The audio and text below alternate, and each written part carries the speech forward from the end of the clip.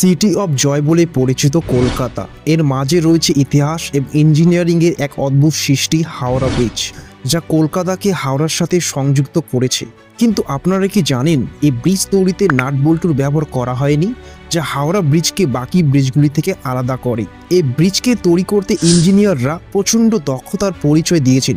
শুধুমাত্র দুটি পিলারের উপর ভর করে এই ব্রিজটি তৈরি করা হয়েছে, যা গত 8 দশক ধরে কোটি কোটি মানুষ এবং যানবাহনগুলিকে নদীর এক পাশ থেকে আরেক পাশে পার করিয়ে যাচ্ছে, যার ক্ষতি আজ পর্যন্ত না তো ভূমিকম্প আর না তো অন্য কোনো প্রাকৃতিক বিপর্যয় করতে পেরেছে। সেখানে কিছু মানুষ ও পাখির কারণে আজ হাওড়া ব্রিজের অস্তিত্ব সংকটে। নমস্কার, আমি বিপ্লব। আপনারা হয়তো সকলে হাওড়া ব্রিজ দেখেছেন অথবা এর নাম শুনেছেন, কিন্তু আপনাদের অনেকে হয়তো এই ব্রিজ তৈরির পেছনে যে ইতিহাস, রোমাঞ্চকর গল্প এবং রহস্য রয়েছে তা জানেন না। তাহলে চলো আজকের এই ভিডিওতে তাই জানার চেষ্টা করি। প্রথম দিকে ইংরেজদের ব্যবসা বাণিজ্য এবং শাসন ব্যবস্থার মূল কেন্দ্র ছিল কলকাতা। এখান থেকেই তারা তাদের কাজ চালিয়ে যেত। তাই ইংরেজরা ব্যবসা বাণিজ্য এবং শাসন ব্যবস্থার সুবিধার্থে কলকাতাকে রেল লাইনের দ্বারা যুক্ত করে এবং হাওড়া রেলওয়ে স্টেশন স্থাপন করে, যাতে শাসন ব্যবস্থার সাথে সাথে পণ্য সামগ্রী রপ্তানি এবং আমদানি সহজে করা যেতে পারে। কিন্তু এরপরও ইংরেজদের একটি প্রধান সমস্যা ছিল, তা হলো হাওড়া এবং কলকাতা শহরের মাঝে অবস্থিত হুগলি নদী, যা এই দুটি শহরকে একে অপরের থেকে আলাদা করেছে। ইংরেজদের পণ্য সামগ্রী হাওড়া থেকে কলকাতা শহরে নিয়ে যাওয়ার জন্য স্টিমার, জাহাজ কিংবা নৌকার মাধ্যমে হুগলি নদী পার করে নিয়ে যেতে হতো, যা ছিল অনেক ব্যয়বহুল এবং সময় সাপেক্ষ। এছাড়া অনেক সময় যখন হুগলি নদীতে বন্যা হতো, তখন ইংরেজদের এই ব্যবসা বাণিজ্য অনেক দিন ধরে বন্ধ রাখতে হতো। ইংরেজদের সাথে সাথে সাধারণ মানুষদেরও এক শহর থেকে অন্য শহরে যেতে অনেক সমস্যা হতো। এই সমস্যা আরও বেড়ে যায় যখন হাওড়া স্টেশন তৈরি হয়। তাই এই সমস্যার পার্মানেন্ট সমাধানের জন্য ইংরেজরা হুগলি নদীর উপর ব্রিজ তৈরির পরিকল্পনা শুরু করে। এর জন্য 1855 থেকে 56 সালে একটি কমিটি গঠন করে। তাদেরকে হুগলি নদীর উপর ব্রিজ তৈরির জন্য পরিস্থিতি রিভিউ করতে বলা হয়, কিন্তু এই পরিকল্পনা বন্ধ হয়ে যায়। এরপর 1862 সালে government of Bengal east India রেলওয়ের চিফ ইঞ্জিনিয়ার জর্জ টার্নবুলকে হুগলি নদীর উপর ব্রিজ তৈরির জন্য সমীক্ষা করতে বলা হয়। তিনি অনেক সময় ধরে সমীক্ষা করার পর 19 মার্চ 1862 সালে হুগলি নদীর উপর ব্রিজ তৈরি করার জন্য তার রিপোর্ট পেশ করেন। তিনি তার রিপোর্টে ব্রিজ তৈরির জন্য সব রকমের পরিকল্পনা উল্লেখ করে থাকেন। যাই হোক, তারপর কয়েক বছর এর উপর ইংরেজরা কোনো রকম কাজ করে না। এরপর 1870 সালে ক্যালকাটা পোর্ট ট্রাস্ট গঠন করে তার উপর ব্রিজ তৈরির দায়িত্ব দেওয়া হয় এবং গভর্নমেন্ট এর জন্য তখন 1871 সালে হাওড়া ব্রিজ অ্যাক্ট পাশ করেন। এই ব্রিজ তৈরির জন্য কন্ট্রাক্ট দেওয়া হয় স্যার ব্র্যাডফোর্ড লেসলিকে, যিনি পন্টুন ব্রিজ তৈরি পরিকল্পনা নিয়ে তার কাজ শুরু করেন। এই ব্রিজ তৈরির জন্য যত কিছুর প্রয়োজন ছিল সবকিছু ইংল্যান্ড থেকে তৈরি করে এখানে নিয়ে আসা হতো, এসে শুধুমাত্র কলকাতায় এগুলিকে অ্যাসেম্বল করা হতো। তাহলে এখন প্রশ্ন হলো, এই যে পন্টুন ব্রিজের কাজ শুরু করা হয় হুগলি নদীর উপর, এই পন্টুন ব্রিজ আসলে কি রকমের ব্রিজ? এই ব্রিজেই কি বর্তমানে হাওড়া ব্রিজ? না, সেই ব্রিজ আজকের এই হাওড়া ব্রিজ নয়। সেটি ছিল বর্তমান হাওড়া ব্রিজ তৈরি হওয়ার আগে তৈরি হওয়া ব্রিজ, যাকে পন্টুন ব্রিজ বলা হতো। পরপর কতগুলি নৌকার উপর কাঠের পাটাতন বসিয়ে যে ভাসমান ব্রিজ তৈরি করা হয় তাই হলো পন্টুন ব্রিজ। যাই হোক, 20 মার্চ 1874 সালে একটা ভয়াবহ সাইক্লোন হয়, যার ফলে এই ব্রিজে ব্যাপক পরিমাণে ড্যামেজ হয়। এরপর কিছু সময় পর এগেরিয়া নামে একটি স্টিমারের সঙ্গে এই পন্টুন ব্রিজের সংঘর্ষ হয়।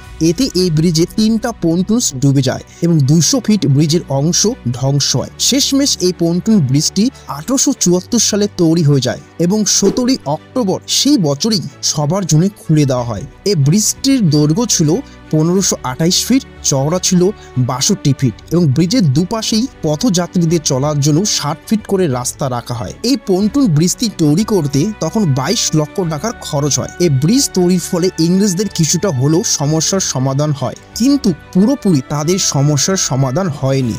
কারণ এই ব্রিজটির মাঝ বরাবর খুলে দেওয়ার ব্যবস্থা করা হয়, যাতে কোনো স্টিমার, জাহাজ বা নৌকার ব্রিজের এক পাশ থেকে অন্য পাশে যেতে সমস্যা না, যার ফলস্বরূপ এই ব্রিজের উপর তখন ঘন্টার পর ঘন্টা ধরে জাম লেগে থাকতো। এছাড়াও এই সময় এই ব্রিজের ক্যাপাসিটি থেকেও বেশি যানবাহন চলাচল করতে থাকে, যা ধীরে ধীরে ব্রিজটিকে নষ্টর দিকে নিয়ে যায়। তার সত্ত্বেও এই ব্রিজটি প্রায় 63 বছর ধরে যানবাহন এবং পথযাত্রীদের এক পাশ থেকে আরেক পাশ পার করিয়েছিল, যদিও ব্রিটিশ এই ব্রিজটিকে টেম্পোরারি ব্রিজ হিসাবে তৈরি করেছিল। এইভাবে দিন দিন এই ব্রিজটির উপর লোড অনেক বাড়ছিল, যা এই ব্রিজের পক্ষে বহন করা অসম্ভব হয়ে পড়েছিল। তখন পোর্ট কমিশনার 1905 সালে একটি নতুন এর থেকে বেশি ক্যাপাসিটি বহন করে ব্রিজ তৈরির পরিকল্পনা শুরু করে। এর জন্য পোর্ট কমিশনার একটি নতুন কমিটি নিযুক্ত করেন, যার সভাপতি ছিলেন আর.এস. সিগেট, যিনি ইস্ট ইন্ডিয়া রেলওয়ের এই সময় চিফ ইঞ্জিনিয়ার ছিলেন। এছাড়া কলকাতা কর্পোরেশনের চিফ ইঞ্জিনিয়ার ডব্লিউ ম্যাককেপ ছিলেন এই কমিটিতে। তার অনেক পরীক্ষা নিরীক্ষা এবং বিশ্লেষণের পর তাদের রিপোর্ট পেশ করেন, যাতে তারা টানেল ব্রিজ থেকে শুরু করে আরেক ব্রিজের মতো মোট 6 রকমের ব্রিজ তৈরির প্রস্তাব দেন। শেষমেশ এই কমিটির রিপোর্ট বিবেচনা করার পর একটি ফ্লোটিং ব্রিজ বানানোর কথা ঠিক হয়। এটির নকশা এবং নির্মাণের জন্য 23টি সংস্থার কাছে টেন্ডার আহ্বান করা হয়েছিল এবং তাদের মধ্যে যে সংস্থার নকশা গৃহীত হবে তাদের জন্য 45,000 টাকার পুরস্কার ঘোষণা করা হয়। কিন্তু ঠিক এই সময় প্রথম বিশ্বযুদ্ধ শুরু হয়, যাতে ইংরেজরা জড়িয়ে পড়ে। ফলে এই কমিটির প্রস্তাব অনুসারে পন্টুন ব্রিজের বদলে যে নতুন ব্রিজ বানানোর কথা হয় তা ঠান্ডা বক্সে ঢুকে যায়। এরপর পরিস্থিতি যখন ধীরে ধীরে ঠিক হয়, 1921 সালে বাংলার বিশিষ্ট আর্কিটেক্ট এবং ইন্ডাস্ট্রিয়ালিস্ট আর.এন. মুখার্জির নেতৃত্বে মুখার্জি কমিটি গঠন করা হয় নতুন ব্রিজ তৈরির পরিকল্পনা বানানোর জন্য। এই কমিটি 1922 সালে তাদের রিপোর্ট পেশ করেন। এই কমিটির প্রস্তাব অনুসারে ব্রিজ তৈরির কথা ভাবতে ভাবতে 1926 সাল চলে আসে। তখন গভর্নমেন্ট নিউ হাওড়া অ্যাক্ট পাশ করেন। তার সত্ত্বেও ফাইন্যান্সিয়াল এবং টেকনিক্যাল সমস্যার জন্য এই কমিটির প্রস্তাব অনুসারে তখন ব্রিজ বানানোর পরিকল্পনা বন্ধ হয়ে যায়। এর কিছু সময় পর 1930 সালে এস.ডব্লিউ. গুডের নেতৃত্বে আরেকটি কমিটি গঠন করা হয়, যাদের মুখার্জি কমিটির দেওয়া নতুন ব্রিজ তৈরির রিপোর্টকে রি-এভালুয়েশন করতে বলা হয়। এই কমিটির দেওয়া সুপারিশের ভিত্তিতে মেসার্স বেন্ডেল, পামার এবং টিটন কনসালটেন্সি ফার্মকে তাদের প্রধান ড্রাফটসম্যান মিস্টার ওয়ালটনের দ্বারা প্রস্তুত একটি নির্দিষ্ট নকশার সাসপেনশন ব্রিজ নির্মাণের কথা বলা হয়। এরপর এই ব্রিজ তৈরির জন্য গ্লোবাল টেন্ডার বার করা হয়। এই টেন্ডারে সবথেকে কম বিড করে একটি জার্মান কোম্পানি। কিন্তু সেই সময় ব্রিটেন ও জার্মানির মধ্যে রাজনৈতিক টেনশন বৃদ্ধি হওয়ায় সেই জার্মান কোম্পানিকে এই কন্ট্রাক্ট দেওয়া হয় না। তার বদলে the Braithwaite Burn and Jessop construction কোম্পানিকে এর তৈরির কন্ট্রাক্ট দেওয়া হয়। এর সাথে এই ব্রিজ তৈরির জন্য 1935 সালে নিউ হাওড়া ব্রিজ অ্যাক্ট পাশ করা হয়। তারপর থেকে এই হাওড়া ব্রিজ তৈরির কাজ শুরু হয়ে যায়। এই ব্রিজের ইউনিক ব্যাপার হলো এটা তৈরিতে নাট বল্টুর ব্যবহার করা হয়নি, বরং পুরো স্ট্রাকচারটাকে রিভেটিং করে মাত্র দুপাশে দুটি বড় বড় পিলারের উপর ভর করে এই হাওড়া ব্রিজ তৈরি করা হয়, যাতে নৌকা বা বড় বড় জাহাজ সহজে বিনা বাধা এর নিচ দিয়ে চলে যেতে পারে। এক রাতে যখন এই ব্রিজটির পিলার বসানোর জন্য নদীর মাটি খনন করা হচ্ছিল, তখন হঠাৎ করে সে সময় সেখানে মাটি নিচে চলে যায়, যার ফলে এর আশেপাশে এতটা কেঁপে ওঠে যে খিদিরপুরে থাকা সিসমোগ্রাফে তা ভূমিকম্প রূপে ধরা পড়ে এবং এতে নদীর পাড়ে থাকা একটি হিন্দু মন্দিরও ভেঙে পড়ে। যাই হোক, এইভাবে কাজ করতে করতে 1938 সালে ব্রিজের ফাউন্ডেশন কাজ সম্পূর্ণ হয় এবং বাকি কাজ 1940 সালে শুরু হয়। এই ব্রিজ তৈরিতে 26,500 টন স্টিলের প্রয়োজন হয়। এই সময় দ্বিতীয় বিশ্ব চলছিল, যাতে ব্রিটেন জড়িত হয়। ব্রিটেন শুধুমাত্র 3,000 টন সাপ্লাই করতে পারে, বাকি 23,500 টন স্টিল টাটা স্টিল কোম্পানির কাছ থেকে না হয়। টাটা এই ব্রিজ তৈরি করার জন্য টিসক্রোম বলে এক বিশেষ প্রকারের স্টিল বিকশিত করে। এই হাওড়া ব্রিজের কাজ 1942 সালে সম্পূর্ণ হয় এবং সেই সময় ইংরেজরা কোন রকম ইনাগুরেশন ফাংশন না করেই 3 ফেব্রুয়ারি 1943 সালে এই ব্রিজ জনসাধারণের জন্য খুলে দেওয়া হয়। কারণ সে সময় দ্বিতীয় বিশ্ব চলছিল।